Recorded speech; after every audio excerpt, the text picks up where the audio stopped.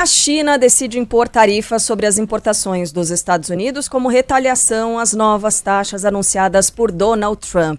O carvão e o gás americanos serão taxados em 15% e o petróleo, os equipamentos agrícolas e alguns modelos de automóveis em 10%, medidas que devem começar a valer no dia 10 de fevereiro.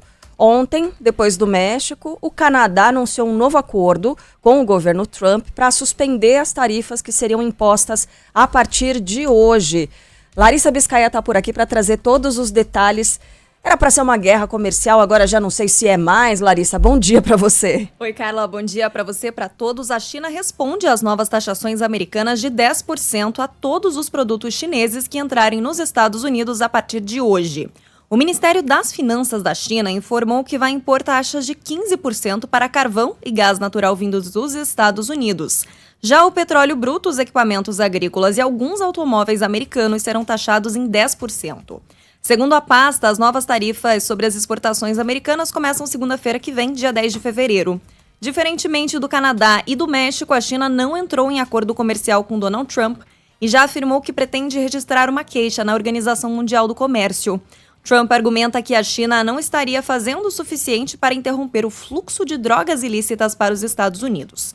Do outro lado da moeda estão suspensas por 30 dias as tarifas de 25% que começariam a valer hoje impostas pelos Estados Unidos ao México e ao Canadá.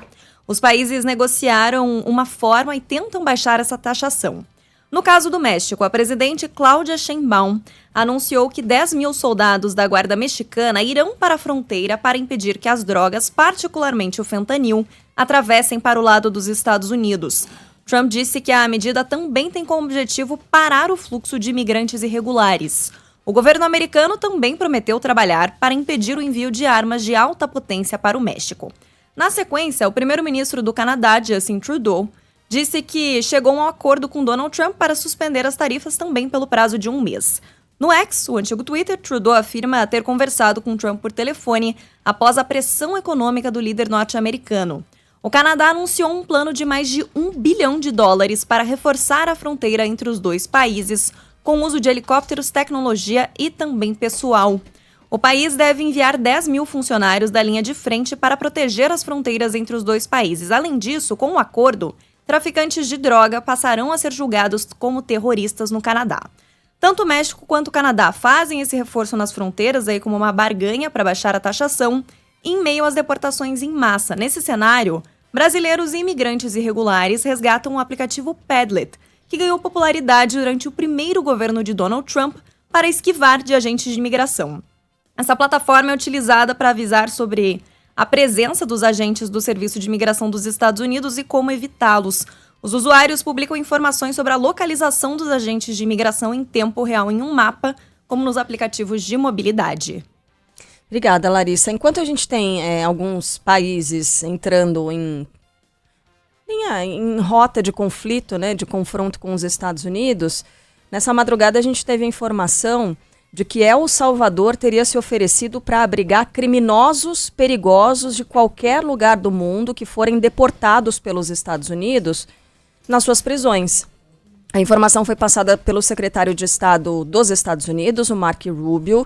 A declaração acontece depois de longas conversas com o líder do país da América Central. Rubio, que está na primeira viagem ao exterior como principal diplomata dos Estados Unidos, está buscando apoio de países da região para as tentativas do governo Trump de deportar um grande número de imigrantes. Então, enquanto a gente tem essas disputas de um lado, daqui a pouco a gente vai falar, né, sobre mais um voo com deportados dos Estados Unidos chegando aqui no Brasil, a gente tem El Salvador se oferecendo como uma espécie de cadeia, né, para os imigrantes que saem dos Estados Unidos, são obrigados a sair dos Estados Unidos. Atualmente, El Salvador é um cadeião, né? O atual presidente transformou o país numa, não vou dizer referência, mas num local onde pipocam presídios. A cada mês nasce um novo ali.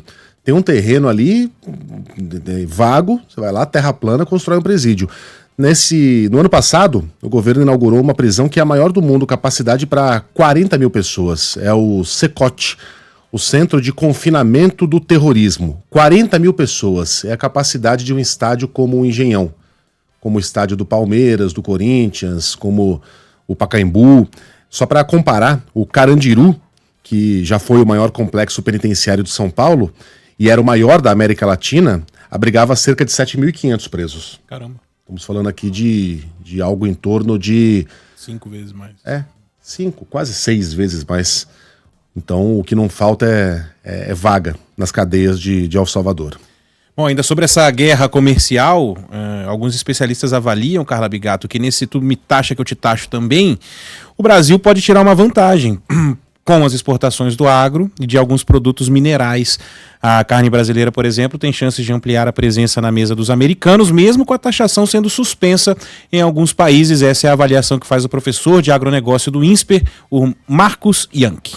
Os Estados Unidos importa 7 bilhões de dólares por ano de carnes do México e do Canadá e vice-versa. Se eles aumentam, todos eles, as suas tarifas, né, isso pode gerar uma oportunidade para a gente vender carnes para eles, por exemplo, que é um setor que nós somos super competitivos e número 1 do mundo. Outros setores, como o do aço e do petróleo, podem se beneficiar também. São produtos que tanto o Brasil quanto o México e o Canadá exportam para os Estados Unidos. E na guerra comercial com a China, há mais uma oportunidade para o agronegócio brasileiro, com a reação do governo chinês, que aumentou o tom, né, dobrou a aposta. O produtor brasileiro pode vender mais grãos aos asiáticos, soja e milho, além das carnes. O professor Marcos Yankee aponta que o Brasil já é o maior fornecedor de produtos do agronegócio para Pequim.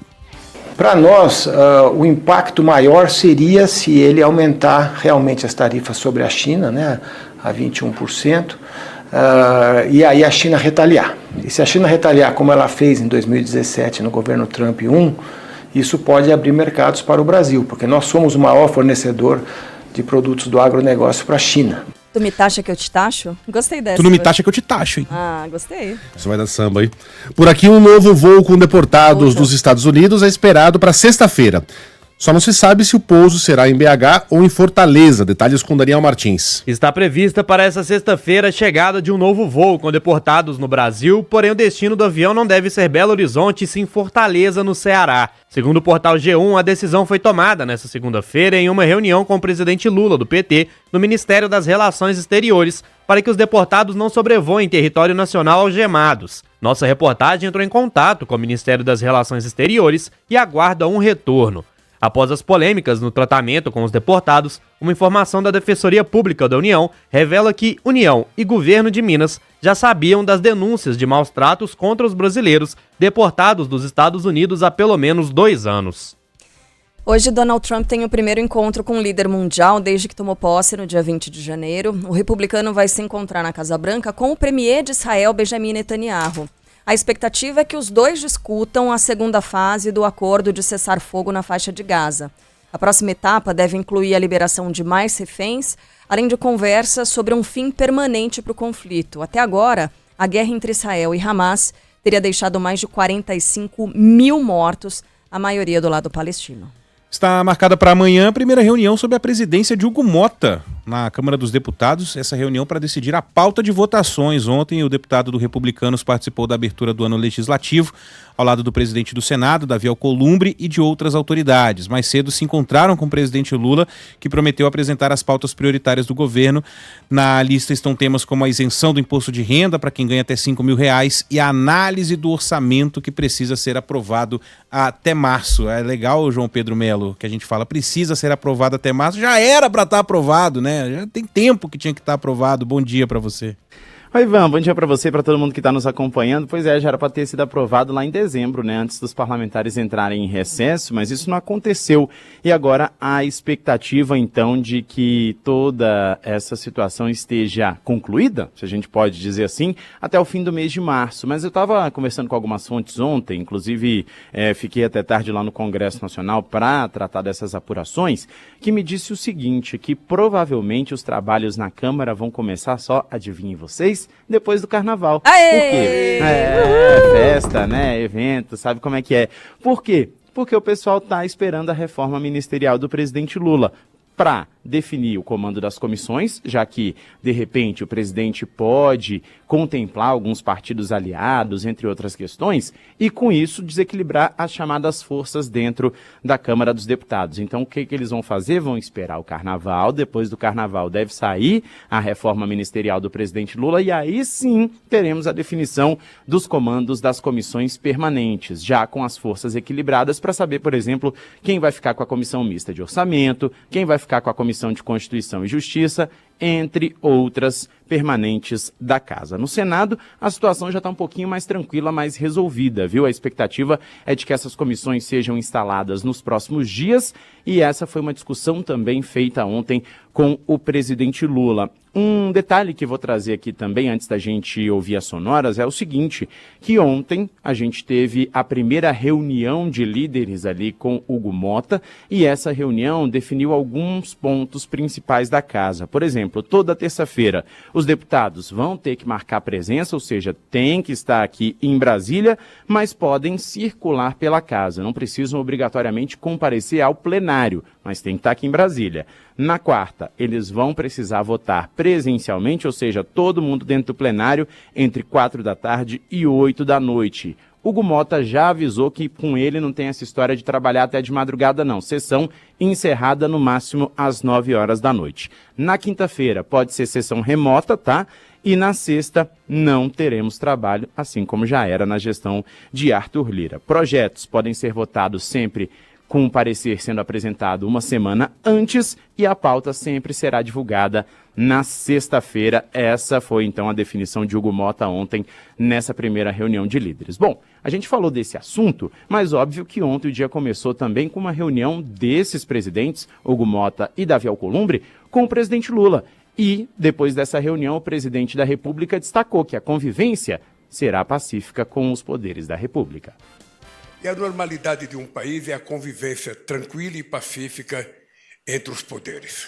O poder executivo, o poder legislativo e o poder judiciário, cada um sabendo a tarefa que tem. E eu estou aqui junto com Davi Alcolumbre, eleito presidente do Senado com 73 votos. Estou aqui com o companheiro Hugo Mota, eleito presidente da Câmara com 444 votos. Eu estou muito feliz, porque primeiro eu sou amigo dos dois, tenho conhecimento do compromisso democrático que os dois têm, e eu quero, na frente de vocês, dizer para eles que eles não terão problema na relação política com o Poder Executivo. Eu jamais mandarei para o Senado ou para a Câmara um projeto que seja de interesse pessoal do presidente Lula ou de um partido político. Todos os projetos que nós enviaremos para o Congresso, Senado e Câmara, serão projetos de interesse vitais para o povo brasileiro.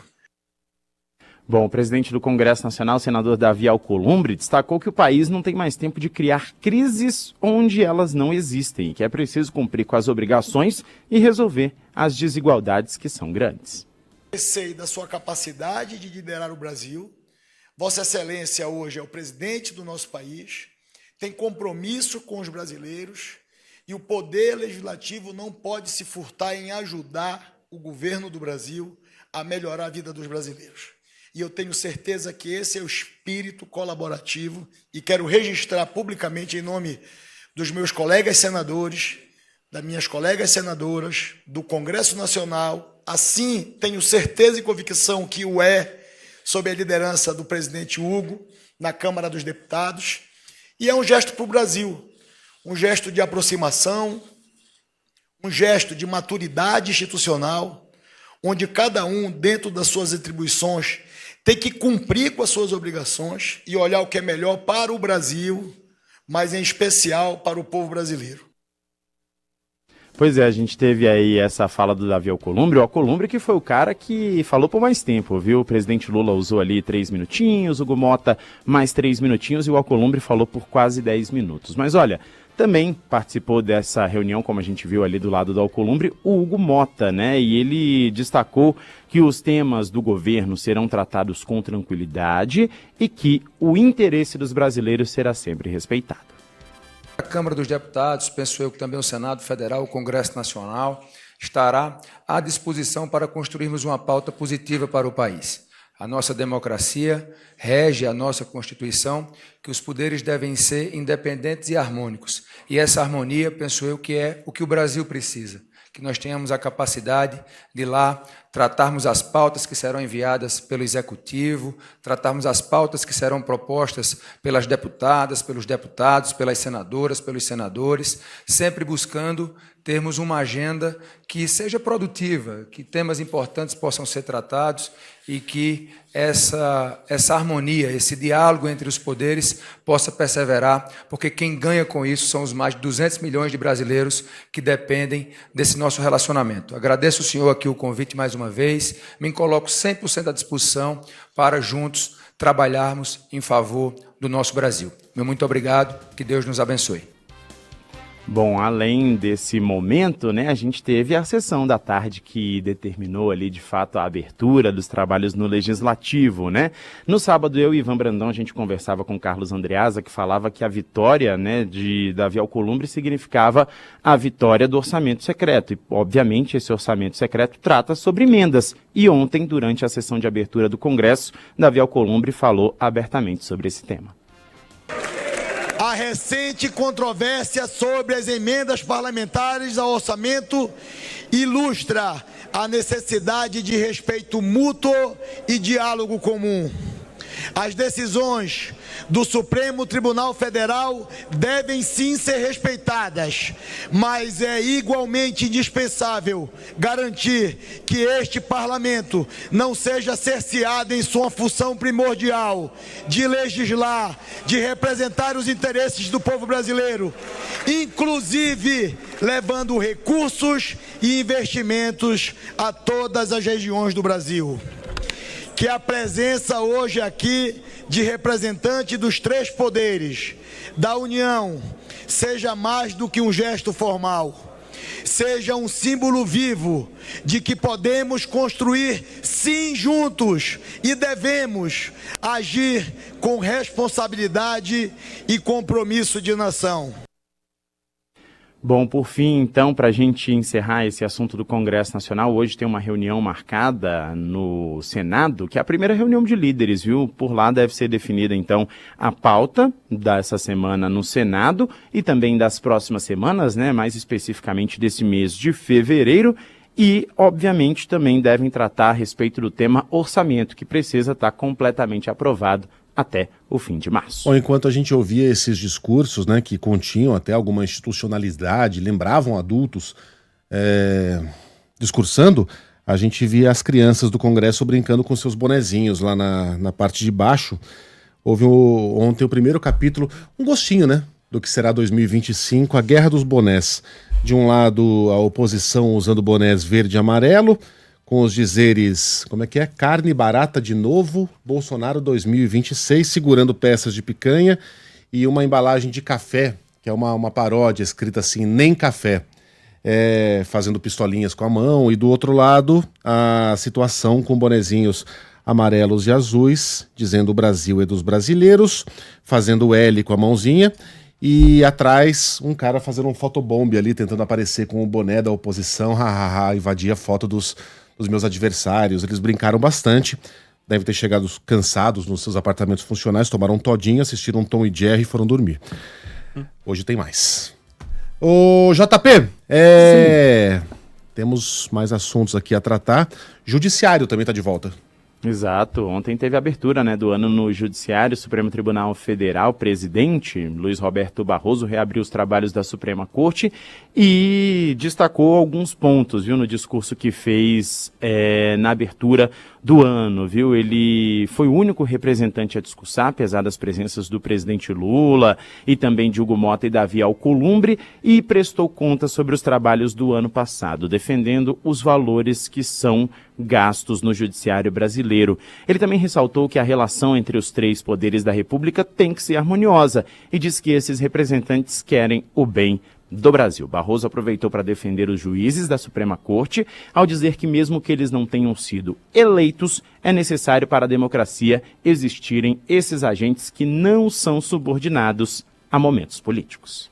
Lembro que todas as democracias reservam uma parcela de poder para ser exercida por agentes públicos que não são eleitos pelo voto popular, para que permaneçam imunes às paixões políticas de cada momento. Esses somos nós. O título de legitimidade desses agentes é a formação técnica e a imparcialidade na interpretação da Constituição e das leis. Nós decidimos as questões mais complexas e divisivas da sociedade brasileira e, naturalmente, convivemos com a insatisfação de quem tem interesses contrariados. Faz parte do trabalho de qualquer tribunal de justiça no mundo. Bom, o Procurador-Geral da República, Paulo Gonet, falou na sequência, e disse que o órgão vai atuar com seriedade, sempre defendendo a democracia. A Procuradoria-Geral da República deseja ao Supremo Tribunal Federal o ano judiciário frutuoso e pleno de êxito no seu árduo e elevado encargo de guarda da Constituição. Além desse voto, a oportunidade adequada para a Procuradoria-Geral da República reiterar o propósito de atuar com firmeza, desassombro e serenidade as tantas competências que lhe confiou o Constituinte, a começar pela que lhe é basilar e que melhor lhe define a dignidade institucional, a defesa da ordem jurídica e do regime democrático. Bom, ainda nessa situação, ainda nessa sessão, o ministro Barroso falou sobre a prestação de contas e disse que o ano de 2024 estabeleceu a melhor marca de encerramento de processos judiciais desde que foi iniciada essa contagem. Foram cerca de 4 milhões de processos encerrados, sendo que a Justiça brasileira tem aproximadamente 80 milhões de documentos que estão esperando algum tipo de conclusão. Ele também saiu em defesa do orçamento destinado ao judiciário, afirmando que os valores não são atualizados desde 2017, sendo corrigidos apenas pela inflação. Disse ainda que no ano passado, mais da metade do orçamento gasto com o judiciário, cerca de 52 bilhões, foi arrecadado pelo próprio judiciário. Ele retornou a alguns temas defendidos durante 2024, como a busca pela equivalência de mulheres nas cortes superiores em relação à quantidade de mulheres que estão aptas para o cargo e uma reforma no sistema penitenciário que permita a readaptação do detento para a sociedade. Boa, JP, bom trabalho para você. Valeu, pessoal, bom trabalho, até mais. Bom, a gente volta para outros assuntos do dia, porque em São Paulo, 4 dias depois da chuva muito forte que atingiram a Grande São Paulo, ainda há bairros alagados, dá para acreditar? Na cidade de São Paulo, as enchentes afetam 45 mil pessoas que vivem em uma área chamada Jardim Pantanal, que fica na Zona Leste. Ontem o prefeito Ricardo Nunes chegou a sugerir o pagamento de um auxílio entre 20 mil e 50 mil reais para que os moradores deixem as próprias casas, e houve protestos. A Débora Alfano está por aqui para contar mais para a gente. Diga, Dé. 20 mil reais para você deixar sua casa. 20 mil reais. O alerta para temporais e funcionamento do Gabinete de Crise e da Defesa Civil do Estado continua até amanhã. Esses alertas continuam. Só na capital paulista choveu 65% do esperado para todo o mês de fevereiro. A Zona Leste é uma das mais afetadas e o bairro Pantanal continua debaixo d'água. Nessa sexta-feira, são 45 mil pessoas que vivem nessa situação, nessa área de risco. A região começou a ser ocupada em 1986, regularmente, e as enchentes estão cada vez mais comuns. Uma das moradoras do bairro é a dona Alete. Ela diz que não sabe o que fazer. A maioria dos moradores foram para fora, né? Não estão aqui dentro, mas eles vêm durante o dia, depois voltam à noite, né, para ver como que está a situação por causa dos sucateamentos que está tendo aqui embaixo. Mas graças a Deus a gente está sendo suprido aqui pelos moradores, as pessoas que estão doando aí as coisas, está vindo, chegando até nós. E estamos nessa situação e não sabemos até quando vai ficar, né? Porque em 2009 para 2010 a gente ficou 63 dias debaixo dessa água, em 2012 25 dias. Aí depois ficamos poucos dias, 10 dias, 5 dias. As imagens são muito angustiantes que a gente mostra para quem acompanha na live. Carros com a água na altura da porta, cobra nadando no meio da água, que virou um rio, rato boiando. Uma moradora falava do relato. Algumas pessoas sendo transportadas em cima de um pedaço de madeira, porta, do que sobrou de uma das casas, tentando subir em cima de caminhões, o próprio caminhão com a água já ali na metade da roda. E ontem, o prefeito de São Paulo, Ricardo Nunes, anunciou que vai oferecer esse auxílio financeiro para convencê-los a sair de casa. Pelo que eu vi, a dimensão que é, na localização que está, 30 anos de problema, eu não vejo outra situação a não ser a gente poder incentivar as pessoas a saírem daquele local, porque toda vez que chover vai acontecer isso. A gente está pensando em algumas ideias, ainda não está fechado, mas são algumas ideias, de repente fazer ali uma ajuda financeira, que vai de 20 a 50 mil reais, dependendo da casa, para as pessoas saírem, faz a demolição, a gente ajuda financeiramente. Ontem o vice-prefeito de São Paulo, Coronel Melo Araújo, foi alvo de xingamentos por parte da população ao visitar o Jardim Pantanal. Desde dezembro, o estado contabilizou ao todo 18 mortes provocadas pelas chuvas. O governo do estado aponta que pelo menos 55 cidades tiveram alagamentos, enxurradas e deslizamentos entre o dia 27 de janeiro e 2 de fevereiro apenas. Neste fim de semana, o Corpo de Bombeiros de São Paulo recebeu quase 300 solicitações para quedas de árvores, 410 chamados para enchentes e 29 pedidos de socorro para pessoas ilhadas. Bom, lembrando que abrigar famílias que moram em áreas de risco é uma das funções do prefeito, né?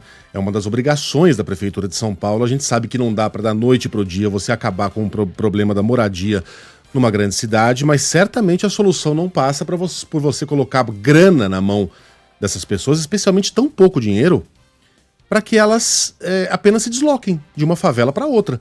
Ou o prefeito acha que com 25 mil reais a pessoa vai conseguir alugar um apartamento digno em São Paulo e continuar vivendo com a sua família? Não vai. Ela vai sair de uma área de risco e vai para outra área de risco. Eu não sei exatamente, eu tenho números meio defasados, Débora, de 2007, ou seja, lá se vão quase 20 anos, né? Mas naquela época, você comprar um barraco numa favela, obviamente é uma compra feita por atravessadores de uma forma ilegal, né? Custava coisa de 7 mil reais. 7 mil. A inflação nesse período foi o quê, Ivan? Mais de 100%. Provavelmente, com 25 mil reais, a família conseguiria comprar um novo barraco. Ou seja, sai de uma área irregular e vai para outra. Talvez também uma área de risco. E quem viu as imagens ali na live viu que não são barracos, né? São casas. Casas. Né?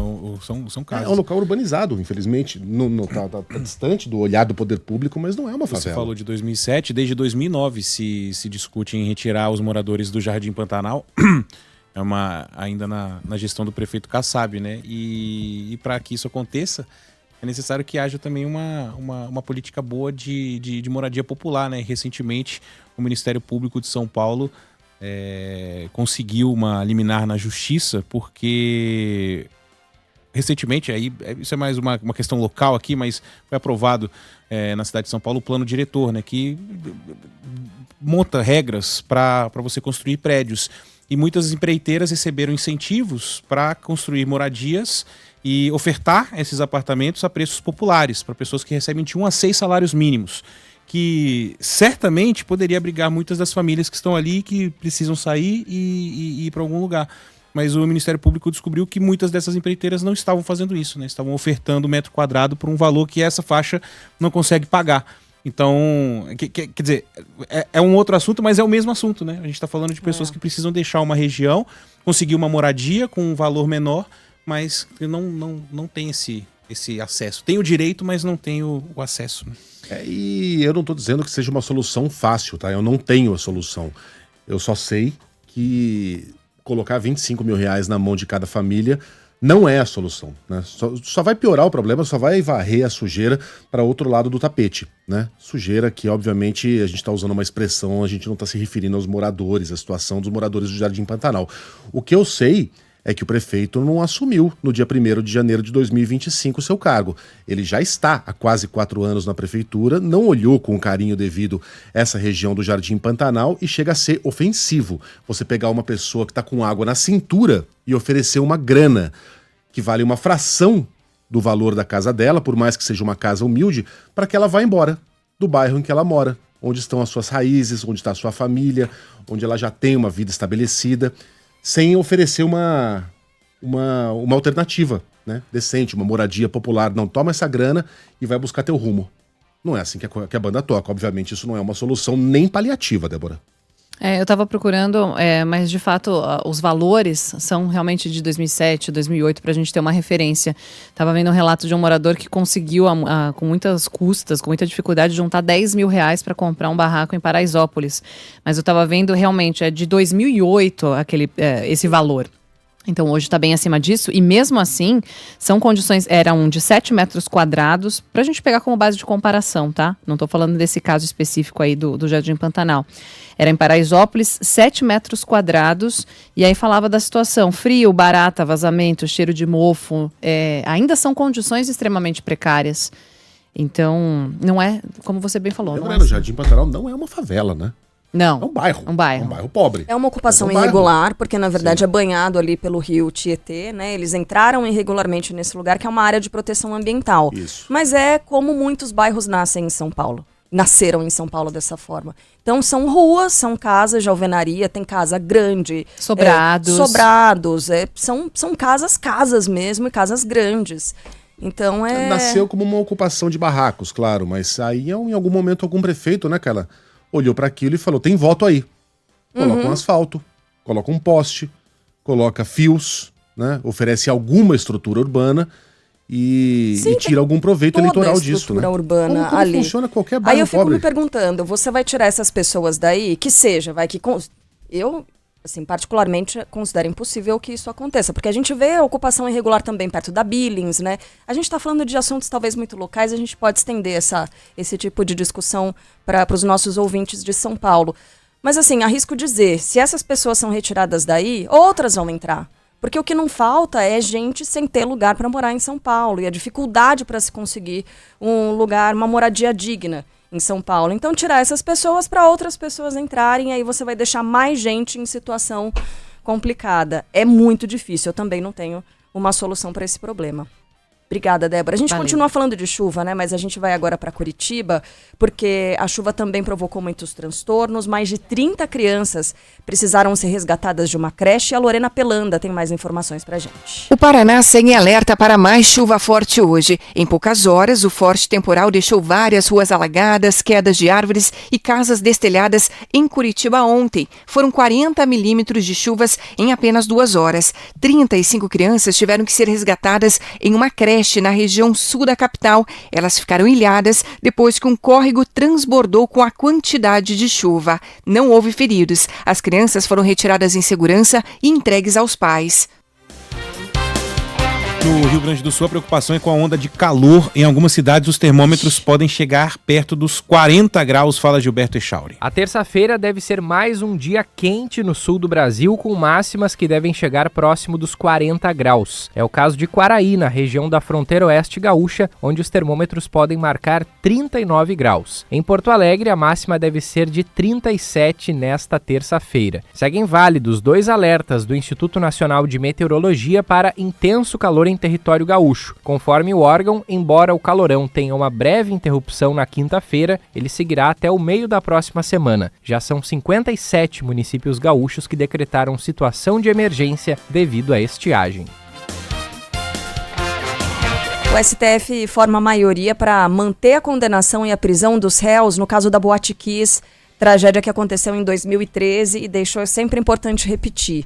242 pessoas mortas. Mais informações com a Laura Tedesco. A segunda turma do Supremo Tribunal Federal confirmou a condenação e prisão dos réus no caso da tragédia da Boate Kiss. Em setembro do ano passado, o ministro Dias Toffoli acatou os recursos apresentados pela Procuradoria-Geral da República e pelo Ministério Público. O voto de Toffoli foi acompanhado pelos ministros Edson Fachin e Gilmar Mendes. Já os ministros André Mendonça e Nunes Marques divergiram do voto do relator. O incêndio na Boate Kiss, em janeiro de 2013, deixou 242 mortos em Santa Maria. Os ministros julgam em plenário virtual recursos apresentados pelos advogados dos condenados. Elisandro Spor, Mauro Hoffman, Marcelo de Jesus dos Santos e Luciano Bonilha estão presos, condenados a mais de 18 anos de prisão. A Justiça de Pernambuco decreta a prisão de 13 envolvidos nos atos de selvageria antes do clássico entre Santa Cruz e Sport no Recife. A briga deixou pelo menos 13 feridos. A manchete do Cacá Barbosa. A Justiça de Pernambuco decreta a prisão preventiva de 13 dos homens presos em flagrante após a onda de violência causada por brigas entre torcidas organizadas que tomou conta do Recife e região metropolitana no último sábado, horas antes da partida entre Santa Cruz e Sport no estádio do Arruda pelo Campeonato Pernambucano. De acordo com a delegada-geral adjunta da Polícia Civil, Beatriz Leite, 32 pessoas foram conduzidas à delegacia no dia da confusão. Ao menos 13 ficaram feridas após as brigas e foram atendidas no Hospital da Restauração. Dentre os homens que tiveram prisão preventiva decretada estão um presidente da organizada do esporte e um integrante envolvido no ataque ao ônibus do Fortaleza, que deixou 6 jogadores feridos em fevereiro do ano passado. As prisões preventivas foram decretadas depois que eles passaram por audiência de custódia, embora eles estivessem internados sob custódia da Polícia Militar. Ainda segundo a delegada, os envolvidos, incluindo os que ficaram feridos durante os confrontos, estão sendo investigados por delitos como associação criminosa, dano ao patrimônio e lesão corporal. Tenho a impressão de ver mais do que 13 pessoas. Bem mais. Participando dessa selvageria. Ligeira impressão, né? Tenho a impressão, vendo as imagens de novo, acho que tem mais gente envolvida. Obviamente, pessoas fazem a níveis de gravidade, né? Naquilo que você comete. Mas só 13? Só 13? Nesse inferno que tornou-se a capital do Recife? Bom, está preso o homem apontado como um dos maiores traficantes de cocaína para o Brasil. Ele é um predestinado, viu, Carla? É o Lindomar Regis Furtado, que foi preso no último domingo em uma casa localizada na zona oeste do Rio de Janeiro. Quem tem os detalhes é a Gabriela Morgado. Ainda mais agora, ficou mais Lindomar, né? Fez plástico bonito, e tudo, hein? né, Gabriela? O homem preso pela Polícia Federal, apontado como um dos maiores traficantes de cocaína do Brasil, era procurado há cerca de 3 anos, desde que fugiu de uma operação em 2022 no Paraguai. Lindomar Regis Furtado, de 45 anos, foi detido na tarde de domingo em um condomínio no Recreio dos Bandeirantes, na zona oeste do Rio. Segundo as investigações, o criminoso usava o nome falso de Fabiano e realizava procedimentos estéticos para mudar a aparência e dificultar a localização. Em nota, a defesa de Lindomar disse que até o momento não teve acesso à medida que resultou na prisão dele. Porra, a gente vê artistas aí fazendo procedimentos que eles ficam horrorosos. O Lindomar ficou bonito pra caramba, Carla. É. Traficante, bandidão. O cara saiu de Tio Fester pra... Como é que é? Russell Crowe. Russell Crowe, é. Ganhou Sem até barba. cabelo. Mas foi preso. Cabeludo, mas foi Bonito, hein? Tem início hoje o período de inscrições no Fundo de Financiamento Estudantil FIES. Ao todo são 67 mil vagas, só no primeiro semestre. A gente tem mais informações com a Paloma Moraes. Começa hoje e segue até sexta-feira o período de inscrições para o processo seletivo do primeiro semestre de 2025 do FIES. Quem quiser participar deve manifestar interesse pela internet por meio do Portal Único de Acesso ao Ensino Superior. Neste ano, ao todo, serão ofertadas mais de 112 mil vagas.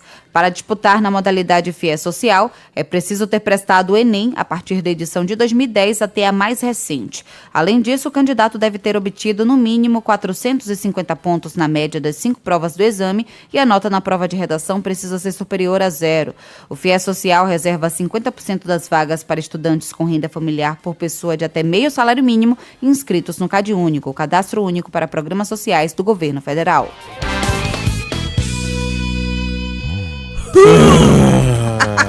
Não vem não, Ivan. Não fica com Neymar. preguiça desse assunto que ele nem estreou ainda. É verdade. É. Imagina você, Carla, acordar... hoje eu tenho que gravar um programa. Vou pegar meu helicóptero e vou pousar lá no... Cara, na chegou banha. voando, hein? É, rapaz. E não tem mais ingresso, tá? Os ingressos para a reestreia de Neymar nesta quarta-feira estão esgotados. Eu vi um santista no Instagram postando o vídeo dele treinando, né? Ele fazendo aquela corridinha e tal, falando, gente, tá acontecendo mesmo. Sabe o tal do Mibilisca, né? Os torcedores estão até agora assim, será que é mesmo? É que nem será que esse cara não veio só fazer uma publi e ir embora? Criança, quando vê o Castelo da Princesa lá da Disney, fala, nossa, eu tô aqui mesmo, né? Tipo, ele vai jogar, gente. Aline Fanelli, conta mais. O Santos fará hoje o último treinamento antes da partida desta quarta-feira, às 9h35 da noite, na Vila Belmiro. A atividade será a primeira primeira de Neymar com os titulares, já que ontem ele trabalhou com reservas e garotos da base. A expectativa da comissão técnica é que ele possa atuar entre 30 e 35 minutos neste primeiro jogo. Neymar disse que está bem fisicamente, com muita vontade de voltar a atuar. A partida entre Santos e Botafogo nesta quarta-feira terá transmissão da Band News FM para parte da rede a partir de 8h30 da noite, com narração do Marcelo Duó. E aí, caçapas? Caçapa! Eu acho. O Belmiro vai desmoronar se esse cara... Nossa. Vai ser maneiro. E a Copa Libertadores começa, atenção, hein, oficialmente hoje. Mas, para os brasileiros, estreia só nas próximas... A Libertadores tem um hino. Eles criaram um hino para fazer meio que um paralelo à Champions. Eu não me lembro como é que é, vou procurar aqui, Carla. Mas os brasileiros só estreiam nas próximas fases. Yuri Queiroga. A partida que vai abrir a Libertadores de 2025 será entre Monagas, da Venezuela, e Defensor, do Uruguai. O jogo, que será na cidade de Maturim, vale pela ida da primeira fase pré da competição. Os brasileiros só vão estrear a partir da segunda. O Corinthians jogará nos dias 19 e 26 de fevereiro contra a Universidade Central da Venezuela. O Bahia vai encarar o The Strongest da Bolívia nas mesmas datas. Os dois times brasileiros precisarão avançar esta e outra fase para chegarem aos grupos, onde já estão o atual campeão Botafogo, Flamengo, Palmeiras, Fortaleza, Internacional e São Paulo. Eu ainda não achei também. Tô procurando aqui. Tava falando que lembra aquela galera que faz show, sei lá, abertura, show da Lady Gaga, do Bono Vox vai fazer a abertura da final da Champions. Aí na Sul-Americana é isso aqui, ó. Da hora. Tem que respeitar a Libertadores. Los Palmeiras. Coisa linda, hein? Da hora. Desde que o Palmeiras não chegue à final. Mas esse é outro assunto.